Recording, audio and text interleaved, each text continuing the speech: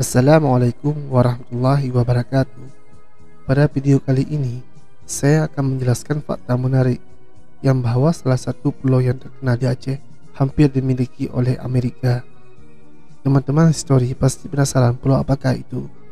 Sebelum teman-teman melanjutkan video ini, alangkah baiknya teman-teman menekan tombol like, subscribe, dan jangan lupa menyalakan lonceng notifikasi supaya teman-teman tidak pernah ketinggalan info-info menarik seputar sejarah lainnya.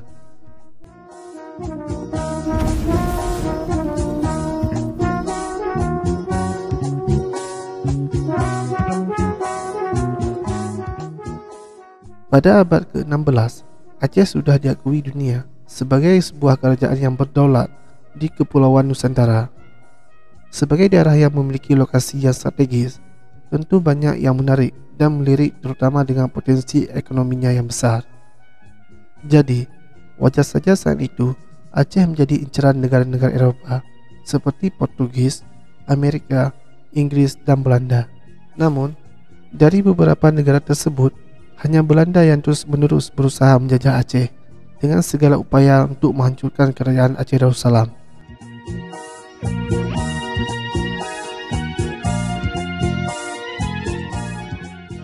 Seorang konsul Amerika yang bertugas sekitar 50 tahun lebih di Medan, dalam bukunya yang berjudul The American in Sumatra, menuliskan bahwa di antara sekian banyak kerajaan di Pulau Sumatera, hanya Aceh satu-satunya kerajaan yang menolak keinginan pendatang dari Eropa, yaitu pada tahun 1784.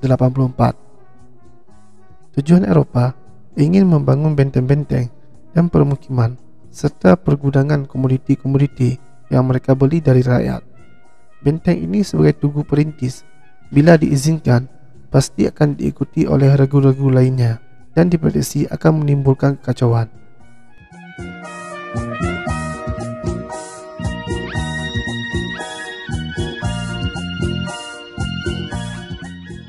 Hingga abad ke-19, kerajaan Aceh masih memegang peranan penting dalam perdagangan internasional. Komoditi yang dihasilkan, yaitu lada, dan hampir sebagian besar keperluan lada dunia diekspor dari Aceh. Namun, pada abad itu pula, kekuatan Aceh juga mulai melemah, sehingga kegiatan perdagangan jatuh ke tangan penguasa pesisir. Oleh karena itu, pelabuhan Ulele yang dulu berperan penting dalam perdagangan di bawah kerajaan Aceh terlepas dengan sendirinya, termasuk kota Sabang atau Pulau Weh.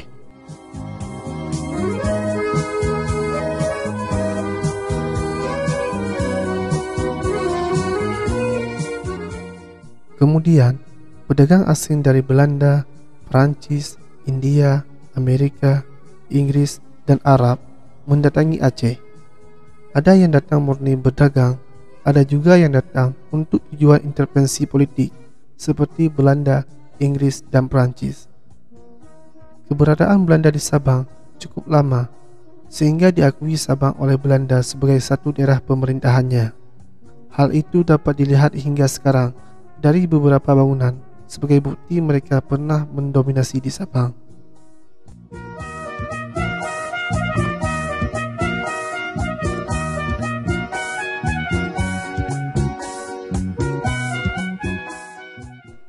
Kondisi Aceh yang sudah lemah untuk menghadapi agresi Belanda, Aceh butuh kekuatan besar. Maka Aceh menjalin hubungan dengan Mayor G. Stader. Ia adalah konsul Amerika di Singapura, di mana Sultan Aceh mengikat perjanjian persahabatan atau yang disebut dengan Treaty of Friendship. Dokumen perjanjian Aceh Amerika yang pernah memberikan harapan bagi Aceh menimbulkan kegemparan bagi Belanda, baik yang ada di Batavia maupun yang ada di Den Haag. Naskah yang berusia lebih dari 120 tahun belum pernah diketahui Indonesia karena sejak tahun 1874 surat tersebut tersimpan di National Archives Washington DC. Surat tersebut baru diketahui setelah 100 tahun kemudian, yaitu pada tahun 1993. Sesuai amanah penitip, harus dibuka setelah 100 tahun kemudian.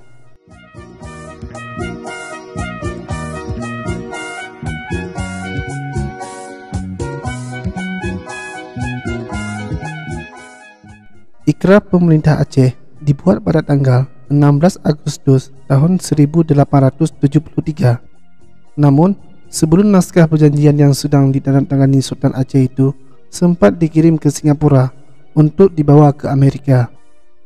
Aceh sudah terlanjur diserang Belanda pada tanggal 26 Maret tahun 1873.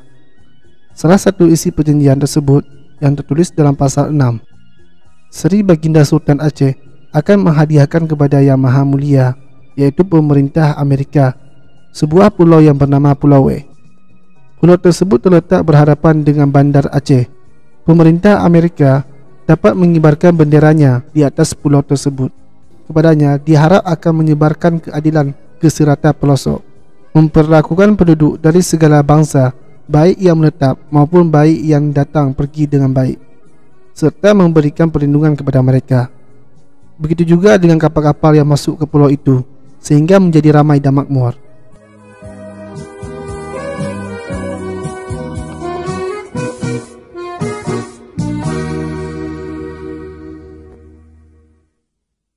Karena keadaan sedang memanas, maka Amerika tak berani mengambil resiko untuk melibatkan diri dalam pertikaian dengan Belanda.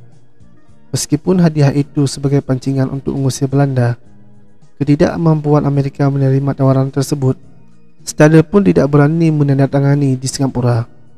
Maka naskah perjanjian antara Aceh Amerika itu dikirim ke Washington dan menunggu hasilnya.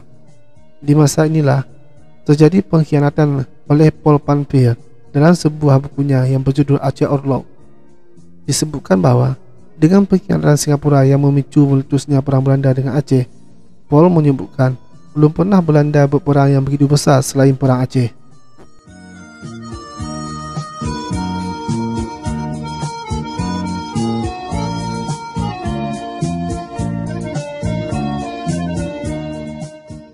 Sekian video kali ini.